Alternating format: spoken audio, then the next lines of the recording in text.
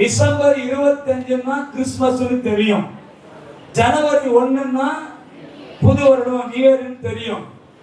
தேதியின் அடிப்படையில இந்த நாட்கள் நம்ம கொண்டாடுவது உண்டு.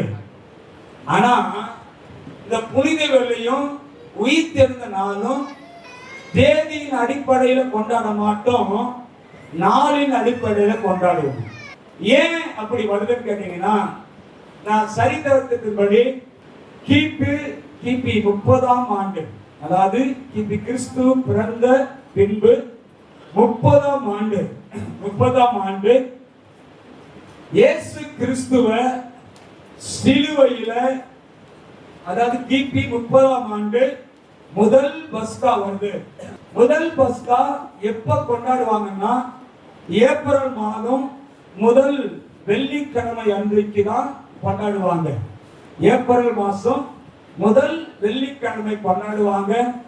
அதற்கு பின்பு முதல் ஞாயிற்றுக்கிழமை உயிர்த்தெழுந்த நாள் வரும், ஈஸ்டர் வரும். நினைக்கிறேங்க, ஏப்ரல் நாள் முதல் வெள்ளிக்கிழமை எந்த டேட்டு வருதோ அந்த டேட்டு தான் என்ன வைப்பாங்க, புனித வெள்ளியா வைப்பாங்க. அதுல இருந்து அடுத்த ஓய்வு நாள், அதாவது உயிர்த்தெழுந்தால் 3 நாளைக்கு அப்புறம் வருகிற நாள் தான் என்ன நாள் வரும், உயிர்த்தெழுந்த நாள் வரும். ஒருவேளை அடுத்த வருஷம் ஏப்ரல் முதல் வெள்ளி 9ஆம் தேதி வந்துச்சுன்னா அன்னைக்கு தான் ஈஸ்டர், அன்னைக்கு தான் குட் ஃப்ரைடே. அதுல இருந்து 3 நாள் எடுத்தீங்கன்னா வரும் 12ஆம் தேதி உயிர்த்தெழுந்த நாள்.